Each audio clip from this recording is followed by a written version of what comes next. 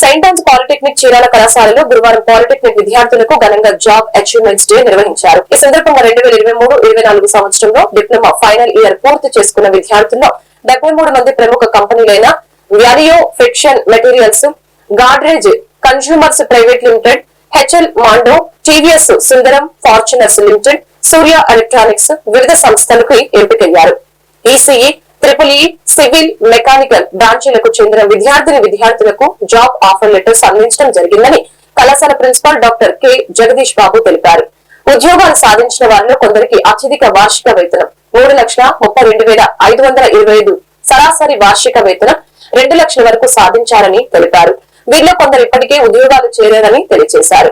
ఈ సందర్భంగా కళాశాల సెక్రటరీ వనమ రామకృష్ణరావు మాట్లాడారు. తమ కళాశాలలో చదివే విద్యార్థుల భవిష్యత్తును దృష్టిలో పెట్టుకుని ఉత్తమ ఉపాధ్యాయులచే ఉన్నత విద్యా బోధనతో పాటు ఉద్యోగ అవకాశాలు పొందే విధంగా బోధన సరళిని ఏర్పాటు చేశామని తెలిపారు.